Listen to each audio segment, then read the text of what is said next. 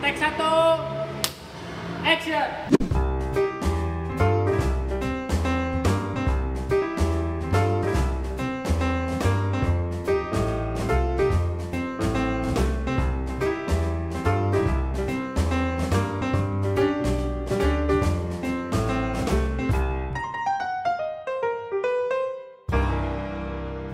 Assalamualaikum warahmatullahi wabarakatuh. Waalaikumsalam warahmatullahi wabarakatuh. Kembali lagi di Kulkas Kuliah Ringkas. Satu-satunya kuliah yang nggak bikin boring. Nggak perlu bayar UKT atau kontrak SKS. Tapi meskipun ringkas insya Allah berkelas dan berkualitas. Karena Kulkas, Pak. Ngademin topik-topik panas bukan pakai nafsu, tapi pakai ilmu atas bimbingan wahyu. Kulkas Ngadem yuk. Hari ini kita ada di Abdul Pelajar Pejuang, Pak. Masih ditemani oleh apa? Dan masih ditemani oleh ini, baju ini. Baju koko Rojaku. Rojaku. Baju yang diproduksi oleh komunitas masyarakat tanpa riba. Tanpa riba. Mereka ingin berdakwah lewat busana. Dan saya kira recommended, baju ini sangat nyaman untuk dipakai santai dan nyaman juga untuk dipakai sholat. Nanti yang butuh informasi tentang bagaimana cara mendapatkan ini ada di bawah nih. Di bawah dan di deskripsi program Kulkas. Oke. Nah, Pak, Kulkas ini hari ini spesial ya, Pak. Spesial ya. Spesial banget nih. Kita ada namanya program Q&A. Oke. Ada beberapa pertanyaan yang ada nih di saya. Dari Sobat Ngadem ya. Sobat Ngadem di rumah. Terima kasih sudah mengikuti kita hingga ada beberapa pertanyaan yang dipercayakan untuk kita jawab ya. Yes, betul. Terima kasih yang sebesar-besarnya. Oke, Pak. Langsung ke pertanyaan pertama apa nih? Boleh? Langsung. Langsung. Oke. Oke. Pertanyaan pertama ini dari Cynthia. Oke. Namanya indah banget ya, Cynthia. Indah banget ya. Oke, pertanyaannya tuh, alhamdulillah suami saya sekarang sudah hijrah. Udah hijrah, alhamdulillah. Dia sangat rajin beribadah, rajin ikut kajian di mana-mana, dan juga sering ikut touring safari dakwah dengan komunitas mogenya kemana-mana, Pak. Oke, Komunitas motor moge, gede. motor gede. Keren banget. Oh, Harley. Mong. Namun masalahnya dia sekarang seperti sangat sibuk beribadah dan lupa pada keluarga. Oh, Oke, Teh Cynthia, saya Bahkan, ikut. ini Pak ada lagi, Pak. Apa? Bahkan Pak Cenah, belakangan suami saya seakan lupa ngasih nafkah batin pada saya. Oh, itu pertanyaannya. Padahal saya udah nikah 10 tahun dan usia saya udah 37 tahun. Nah, gimana Pak solusinya, Pak? Sekarang 37 tahun ya jelas masih butuh perhatian ya. Ya, Pak. Pertama, Teh Cynthia saya ucapkan terima kasih suaminya sudah hijrah. Tapi dalam kasus seperti itu suami rajin ibadah, Ya. tetapi seolah melupakan memberikan Betul. nafkah Batin, batin. Ini Rasulullah bersabda begini. Inna li rabbika 'alaika haqqan wa li nafsika 'alaika haqqan wa li ahlika 'alaika haqqan fa'ati kulli di haqqin haqqahu. Kata Rasul gini, sesungguhnya engkau memiliki kewajiban pada Rabbu, pada Tuhan kita punya kewajiban Ki. Kemudian engkau juga memiliki kewajiban terhadap dirimu sendiri. Jadi jangan sampai kita mengejar memenuhi ibadah pada Allah, diri kita lupakan, nggak boleh. Hak kita kepada Allah harus dipenuhi, Ya. kemudian hak kita kepada diri kita harus dipenuhi, dan juga engkau punya kewajiban pada keluargamu. Jadi jangan karena kita mengejar ibadah, karena pingin hijrah, keluarga kita lupakan. Ya. Bahkan nafkah batin istri tidak diberi. Kata Nabi, Pa'ati kulli di haqqin haqqahu, marilah beri porsi yang pas untuk masing-masing kewajiban tadi. Kita punya kewajiban untuk ibadah pada Allah, kewajiban juga untuk ngurus diri sendiri, jangan terus begadang ibadah terus. Jangan dilupakan diri kita, dan yang terpenting jangan dilupakan pula istri. Jadi untuk Teh Cynthia, sebisa mungkin bersabar, lalu suaminya diberi ingat bahwa harus proporsional. Ada kewajiban juga Ada kewajiban pada juga. istri. Itu Ki, yang pertama. Oke, yang pertama. Nah, itu Mudah-mudahan tidak puas ya Teh Cynthia. Biar nyari jawaban pada Biar narasumber yang lain. Nyari jawaban yang lain. Nah, yang kedua Pak, ini dari Deti di Pekanbaru. Wah, keren nih. Halo Pekanbaru. Ya, Pekanbaru nih. Pekanbaru ada yang jadi sobat ngadem juga ya, Sobat alhamdulillah. Ngadem juga, alhamdulillah. Ah. Saya kalau ke sana sukanya nasi Padang karena semuanya nasi Padang di sana. Pekanbaru itu makanannya walaupun warteg itu nasi Padang Nasi semua. Padang semua ya. Nah, Pak, pertanyaannya, saya sudah berumah tangga cukup lama. Tahun 2020 di bulan Juli pernikahan kami sudah genap 25 tahun. 25 tahun. Namun sampai sekarang suami saya itu sangat pelit. Suaminya pelit. Seperti siapa ya di antara grup kita yang tipe suami pelit itu ya? Hidup kami dalam ekonomi benar-benar sangat diatur, seret oleh suami. Kalau saya punya kebutuhan mendadak, kemudian suami saya tidak ada di rumah, saya suka benar-benar kesulitan. Jadi nggak pernah ninggalin uang mungkin ya. Betul. Sampai pernah suatu saat minjem ke tetangga. Pernah juga suatu ketika saya ngambil uang yang diumpetin suami. Nah, saya ingin bertanya nih sama kulkas nih. Apakah boleh saya mengambil uang suami yang diumpeti untuk kebutuhan kami? Nah, itu Ada suami yang benar, ada tipe suami yang ngatur keuangan istrinya sampai seret seperti itu. Ada juga ada itu Pak, ya? banyak. Ah, itu banyak. Lalu pertanyaannya, boleh nggak kita ngambil uang suami gitu, Yes. yang diumpetin itu? Ini suatu saat gini, Aisyah radhiyallahu anha ia berkata bahwa Hindun binti Utbah, istri dari Abu Sufyan, datang pada Rasulullah SAW. Ia berkata, wahai Rasulullah, sungguh Abu Sufyan itu orang yang sangat pelit. Ia tidak memberi nafkah kepadaku yang mencukupi dan juga kepada anakku, sehingga membuatku suatu ketika mengambil harta dia tanpa sepengetahuan. Yes. Maka kata Utbah itu, apakah berdosa bila aku melakukan seperti itu? Jadi berdosa nggak seorang istri ngambil uang yang punya suami tanpa sepengetahuan suami karena suaminya pelit? Dosa nggak? Kata Rasulullah menjawab pertanyaan dari Hindun tadi, khudi mimmalihi bil ma'ruf ma yakfiki wa yakfi baniki. Ambillah dari hartanya apa yang mencukupkan anak-anakmu. Jadi boleh. Boleh. Kalau kamu pelit ya, ngumpetin uang mulu, istri dikasih seret, lalu istri ngambil uang milik kamu, boleh, nggak apa-apa. Tapi sebaiknya bil ma'ruf, ambil dengan baik. Maksud baik itu ambil sekeperluannya saja. Ya. Bil ma'ruf itu nanti juga diomong sama suami, uangnya diambil karena Ya. butuh, misalnya seperti itu. Jadi suami jangan pelit. Tapi memang berkaca dari kasus itu, memang perempuan itu pinter nyari duit, Ki. Perempuan itu Pak. Seperti istri saya pinter nyari duit. Duit sama saya disimpan di mana saya ketahuan. Maka itu istri pinter nyari duit namanya. Jadi, Oke, ya, itu tadi itu ya dari Pekanbaru. Boleh, nggak apa-apa. Tapi syukur dengan cara yang ma'ruf. Maksudnya nanti setelah diambil minta izin. Minta izin, Ya, seperti setelah itu. diambil juga secukupnya gitu. Jangan dicolong semuanya. Dan mungkin ingatkan lagi si suaminya juga Pak. Iya. Seperti itu. Oke. Pertanyaan ketiga Pak, dari Nada di Cibiru. Kenal nih namanya. Kenal nih Nada.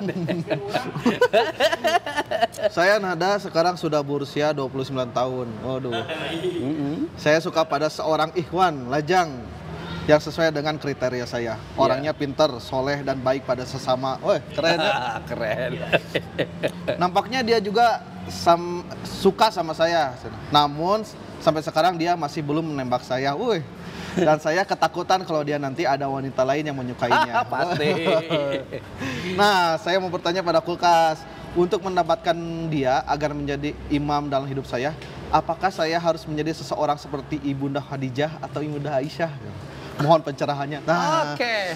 Aisyah, romantisnya cintamu di Ini mana? Teh Nada ya. Tapi ini bukan istri dari salah seorang editor kita ya. Ini dari Sobat Ngadem. Karena istri editor kita bukan Sobat Ngadem lagi, itu yang punya Ngadem. Anaknya Pak Haji itu Pak. Oke. Salam baktos Pak Haji, salam baktos Pak Haji. Jadi gini, kayaknya Teh Nada ini suka sama seseorang yang sudah sesuai dengan kriteria dia. Iya. Tapi dia mau nembak duluan juga belum, tidak, atau laki-laki juga itu tidak nembak dia. Apa yang harus dia lakukan? Apakah dia harus ngikuti paradigmanya Ibunda Khadijah atau Aisyah. Ibunda Aisyah? Ya. Kita ingin sedikit dulu belajar. Ibu Khadijah itu, Ibunda Khadijah itu banyak sekali keutamaan. Pertama, beliau adalah orang yang pertama kali menerima Islam. Dan orang yang pertama kali diajarkan wudhu dan sholat oleh Rasulullah. Tapi sholatnya di sini adalah sholat sunat, bukan sholat fardu. Sebab sholat fardu itu kan turun perintahnya setelah Isra Mi'raj. Dan sebelum Isra Mi'raj kan Khadijah sudah meninggal. Jadi keutamanya Khadijah orang yang pertama kali diajari wudhu, diajari sholat. Yang kedua, keutamaan Ibunda Khadijah itu dia membantu seluruh perjuangan Rasulullah SAW. Hartanya untuk dakwah. Kemudian berikutnya Ibunda Khadijah adalah wanita terbaik. Dalam hadis kan Rasul menyebutkan wanita-wanita yang paling utama sebagai penduduk surga adalah satu apa? Khadijah binti Khuwailid, yang kedua Fatimah binti Muhammad, yang ketiga Asiyah binti Muzahim, istrinya Fir'aun, dan yang keempat adalah Maryam binti Imran. Ibunda Khadijah termasuk perempuan yang diutamakan, calon penghuni surga. Nah berikutnya keutamaan Ibunda Khadijah itu beliau adalah orang yang seringkali mendapatkan salam dari Allah dan dari malaikat. Kan gini, suatu ketika Jibril pernah datang kepada Rasulullah SAW. Wahai Rasulullah, ini dia Khadijah. Ia datang kepada engkau membawa wadah berisi lauk pauk, makanan dan minuman ketika Rasul sedang berkholwat pada saat itu di gua. Kemudian Faidahia atatka, apabila dia hari ini menghadapmu, Fakro alaihi salam mir Rabbia, sampaikanlah salam dari Allah. Kemudian wa minni, dan sampaikanlah salam dariku. Jadi Ibunda Khadijah itu orang yang selalu mendapatkan salam dari Allah dan salam dari para malaikat. Itu. Kemudian yang kedua, Ibunda Khadijah, ya Aisyah juga sama punya keutamaan. Pertama, Aisyah adalah istri yang saya kira memiliki kecerdasan. Karena kecerdasan Siti Aisyah, kita banyak hadis-hadis yang bernuansa private dari Rasulullah. Kemudian yang kedua, Aisyah itu dia menerima wahyu ketika berada dalam selimut. Rasul pernah menerima wahyu ketika berada dalam selimut Aisyah. Kemudian banyak para pembesar di wilayah Sibhul Jazirah pada waktu itu, ketika Rasulullah wafat, ia ingin mengetahui bagaimana status hukum sesungguhnya, mereka datang kepada Ibunda Aisyah. Kemudian berikutnya Rasulullah meninggal di rumah Aisyah, Rasulullah meninggal di pangkuan Aisyah. Tidak cukup waktu kita untuk menggambarkan keutamaan dua perempuan tadi. Nah, dalam kasus Teh Nada tadi, dia ingin suka pada seorang laki-laki, laki-laki juga nampaknya suka, tapi tidak mau nembak. Tidak mau nembak. Apa yang harus dilakukan? Apakah ngikuti Ibunda Khadijah atau Aisyah? Kalau Ibunda Khadijah kan langsung melamar ke Rasulullah. Gitu. Jadi perempuan yang nembak laki-laki. Nggak apa-apa, boleh. Itu seperti kasus Ibunda Khadijah. Atau misalnya seperti Aisyah. Kalau Aisyah kan dilamar langsung oleh Rasulullah. Nada ini apakah dia harus nembak cowoknya itu, atau justru menunggu cowoknya itu yang nembak duluan? Ini sangat bergantung keadaan. Kalau keadaannya takut laki-laki tadi direbut oleh wanita yang lain, suka pada wanita yang lain, segeralah sampaikan, nggak apa-apa. Ini berarti ngikuti pola Ibunda Khadijah. Sampaikanlah Pak ya. Sampaikanlah. Ya. Daripada gengsi. Ya kalau suka daripada nanti sakit hati gitu. Iya. Lebih baik udah sampaikan aja. Mau jawabannya iya atau tidak, ya itulah. Ya, betul. Sudah tersampaikan cintanya padanya. Jangan gengsi, coy. Langsung aja ya buat Teh Nada, anaknya Pak Haji. Pertanyaan keempat dari Revaldi di Bekasi. Wah, keren nih Revaldi. Saya mahasiswa FISIP UI semester 3. UI. Halo, salam dari UIN KPI nih. Saya sangat bermimpi bisa melaksanakan haji pada usia muda, katanya Pak. Sebab dengan dengar kabar dari ayah saya dan ibu saya waktu mereka haji tahun 2016, katanya kalau ibadah haji sudah sepuh itu sangat repot. Nah itu sesuai dengan pembahasan nanti mungkin Pak. Saya mohon bantuan dari Kulkas, adakah doa yang harus saya amalkan agar saya bisa berangkat haji di masa muda? Nah ini Pak. Ini bagus banget pertanyaan. Sebetulnya kita kan sudah mengkaji ya, tapi belum tayang. Begini, betul ibadah haji itu jangan tua, harus muda supaya kita bisa sempurna. Pertanyaannya Kang Revaldi, apakah ada doa supaya cepat berangkat haji? Ada. Saya rekomendasikan 1 Al-Baqarah ayat 127 sampai 128. 27, 127. Jadi kalau ingin berangkat haji muda, amalkan, baca, wiridkan Al-Baqarah 127, 128. Rabbana taqabbal minna innaka antas samiul alim. Kemudian berikutnya, Rabbana waj'alna muslimaini laka wa min dzurriyyatina ummatan muslimatan laka wa arina manasikana wa tub alaina innaka antat tawwabur rahim. Itu satu. Kemudian yang kedua, selain ayat Al-Qur'an juga ada Syekh Ahmad Kusairi rahimahumullah menukilkan sigot sholawat dalam kitabnya. Dia menulis gini, sholawat supaya cepat berangkat haji. Allahumma sholli ala sayyidina Muhammadin sholatan tuballighuna biha hajjal baitikal haram wa ziyarata qabrin nabiyyika ali afdhalus sholati wassalam fi lutfin wa afiyatin wa salamatin wa bulughil maram wa ala alihi wa sahbihi wa barik wasallam. Namanya sholawat bulughul maram ya, supaya berangkat pergi haji. Hafal Ki? Ulangi Ki. Hafal dalam hati Pak. Apa dalam hati ya. Kemudian berikutnya juga ada doa dari para ulama, doa dari para ulama gini. Allahumma rjukna ziyarata baitikal mu'azzam gitu. Kemudian wa rasulikal mukarram fi hadal am wa fi kulli am bi ahsanil hal. Pokoknya Kang Revaldi nanti tonton edisi khusus ya tentang haji. Anak muda naik haji keren. Itu di sana ada doa-doanya kita sampaikan. Bisa nanti diulang-ulang lah pada saat membacanya. Jadi semoga saya doakan bisa berangkat haji usia muda. Amin. Iki dan Tim Mulkas juga jangan terlalu sepuh. Pakai travelnya itu, Pak. Halifatur. Penuh. Ruby Tour. Kalau Ruby Tour hanya untuk umroh, belum bisa haji. Loh. Berarti Halifatur aja. Halifatur saja yang di. Kang Halifatur. Revaldi, Halifatur recommended lah ya. Oke. Pertanyaan kelima dari Rini di Bandung, Pak. Saya Rini tinggal di Bandung. Sudah 40 tahun tinggal di Bandung katanya. Pada edisi Bebek Panglaris kemarin, Kulkas dengan narasumber Pak Giwin pernah menyinggung tentang travel umroh. Itu Halifatur dan Ruby Tour. Saya punya tetangga beberapa tahun yang lalu tertipu tidak jadi berangkat umroh oleh travel tertentu, Pak. Ini oknum travel ya. Saya mohon bantuan sama Kulkas. Insya Allah kalau pandemi sudah selesai, saya pengen berangkat umroh. Nah, apa saja yang harus saya lakukan agar saya aman berangkat umroh? Nah, itu Pak. Terima kasih Kulkas. Teh ini mungkin sudah jadi berita lah banyak beberapa waktu yang lalu kan kita ada travel yang banyak banget itu. Yang menipu lah ya. Tips supaya berangkat umroh aman, pertama, pilih biro perjalanan atau travel umroh yang mengantongi izin resmi dari Kemenag. Jangan travel abal-abal.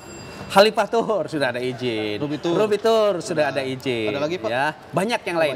Pokoknya datang saja ke Kemenag, tanya mana travel yang sudah mengantongi izin resmi.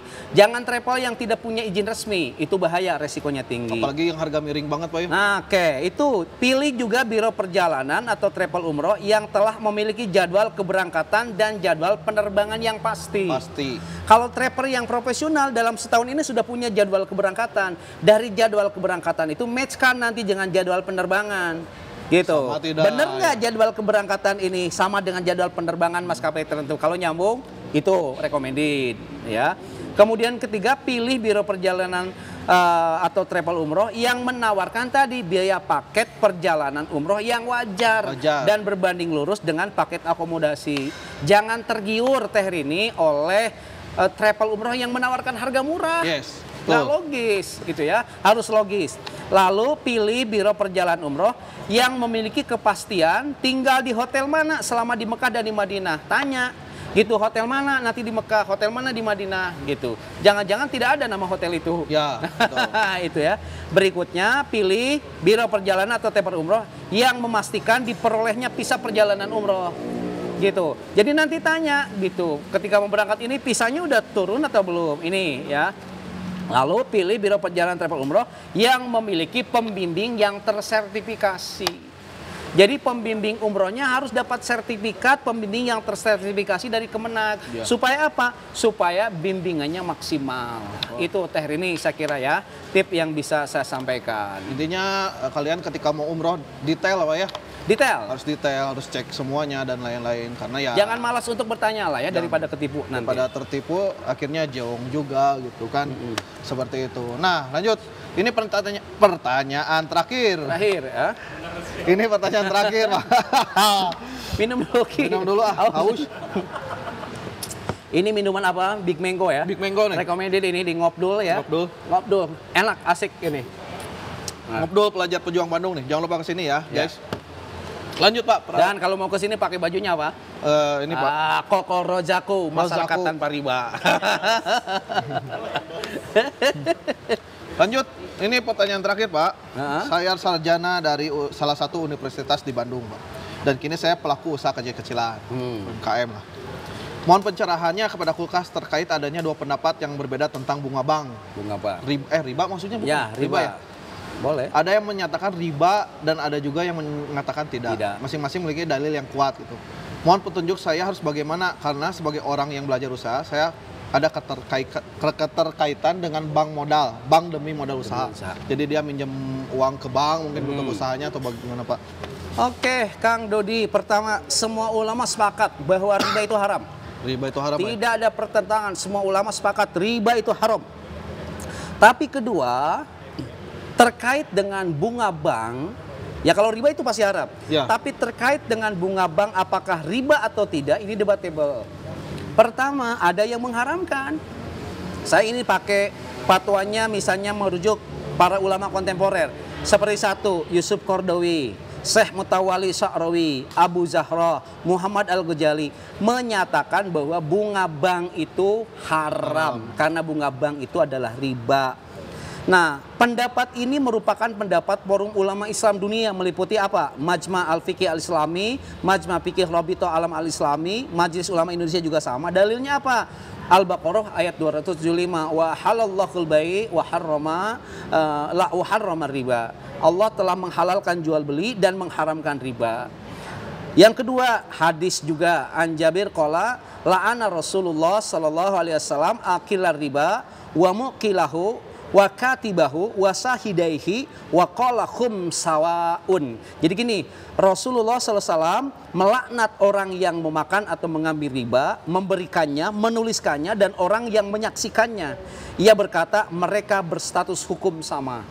Jadi yang pertama, ada pendapat yang mengatakan bahwa bunga bank itu adalah riba. Karena itu haram. Ada pendapat yang kedua ya, yang sebagian ulama kontemporer juga membolehkan.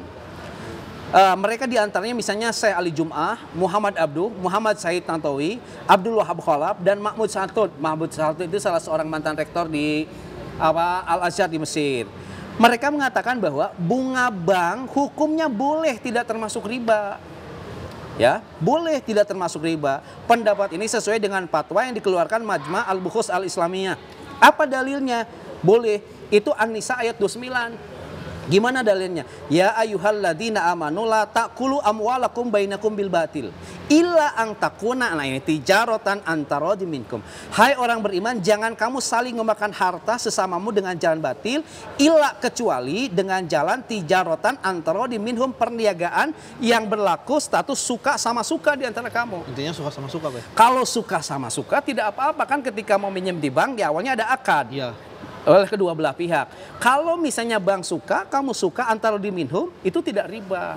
Akadnya. Gitu ya. Jadi ada dua pendapat, ada yang menyatakan bahwa bunga bank itu riba, yang kedua ada yang menyatakan bahwa bunga bank tidak riba. Kenapa disebut tidak riba? Karena ada akad antara diminkum, suka sama suka. Nah, kesimpulannya begini, bahwa ada pertama pendapat yang mempersamakan antara bunga bank dengan riba secara mutlak. Maka ketika misalnya kita nginjam ke bank, itu sudah termasuk riba. Ya, satu. Pendapat yang kedua, yang tidak mempersamakan bunga bank dengan riba. Tidak semua bunga bank itu riba, sehingga hukumnya menjadi boleh. Tapi ada pendapat ketiga yang menyatakan hukumnya subhat. Maksudnya apa? Kita lebih baik mencari bank lain yang aman lah. Maka menurut saya untuk Kang siapa? Kang Dodi. Carilah bank syariah misalnya untuk itu. Nah, terkait dengan pertanyaan tadi, gini, kita bebas memilih pendapat mau yang membolehkan, yang tidak bolehkan. Bebas, silahkan pilih, masing-masing punya dalil. Tapi ini Rasulullah ngasih kode dalam hadis yang diriwayatkan Imam Ahmad gini, al-birru ma'anna ilahin nafsu wat ma'anna ilahil qalbu wal ismu mahaka fin nafsi wa taraddada fis sadri wa in aftaka annasu waktuka. Begini kata Nabi, kebaikan adalah apa saja yang menenangkan hati dan jiwamu, sedangkan dosa adalah apa yang menyebabkan hati kamu bimbang cemas. Meskipun banyak orang yang mengatakan hal itu kebaikan. Jadi ukurannya di hati. Misalnya kalau minjam ke bank, hati menjadi tidak tenang, hati menjadi was-was, tinggalkan. Berarti kita pakai yang lain. Gitu. Tetapi sejauh kita punya pemikiran rasional, apalagi berbasis pada argumen dari para ulama tadi, yang sumbernya juga Al-Quran, nggak apa-apa. Tapi menurut saya, ikuti kata hati, mana yang tenang. Kita apakah pada saat minjem atau pada saat tidak minjem. Kalau yang masyarakat tanpa riba, mereka menganggap dengan tidak minjem misalnya ke bank, mereka lebih tenang bisnisnya. Mereka bisnisnya lebih berkah, itu yang dipilih. Gitu. Ya mungkin ada beberapa positif dan negatifnya mungkin ya. Kalau ada bank lebih minusnya. lebih gampang mungkin ya. Mungkin Lebih gampang. Tapi ketika kita tidak bisa bayar, itu. Tapi ininya gini, semuanya sepakat bahwa riba itu haram. Tapi kalau bunga bank apakah riba? Debatable. Ada yang menyatakan haram dan ada yang menyatakan tidak. Masing-masing punya argumen dan dalil. Kita milih mana? Pilih yang menenangkan ke hati kita. Intinya kalau hati tenang itu pilih. Itu pilih. Tapi Ki, intinya jawaban atas pertanyaan tadi jangan dianggap yang paling benar. tanyakan lagi pada narasumber yang lain. Oke, sip. Kita hanya sampai di sini dulu Kulkas sementara. beres. Nanti buat teman-teman atau sahabat ngadem yang mau bertanya, boleh bertanya Pak ya di Boleh. kolom komentar Kolom YouTube kita. komentar atau Yang langsung ke Ridwan yang Official. kenal ke atau misalnya via Japri WA, langsung Japri saya. langsung pokoknya kita Tapi pokoknya. jangan lupa untuk like, komen, Komen, share, share, dan dan subscribe subscribe. yang belum program Kulkas ini demi kebaikan dan manfaat bersama. Sekali lagi jawaban atas pertanyaan-pertanyaan tadi jangan dianggap yang paling benar. Yes. Tanya pada narasumber yang lain sebab wawasan keilmuan Islam itu luas. Karena kita hanya di apa, Ki? Kulkas, kuliah Kuliah ringkas, ringkas. Satu-satunya Tentunya kuliah yang nggak bikin boring, nggak perlu bayar UKT atau ngontrak SKS. Tapi meskipun ringkas, Ki, insya Allah kita berkelas dan berkualitas. Karena kulkas Pak, Ngademin topik-topik panas bukan pakai nafsu, tapi pakai ilmu atas bimbingan. dengan Wahyu. Kulkas, Ngadem ngadem yuk. yuk. Wassalamualaikum warahmatullahi wabarakatuh.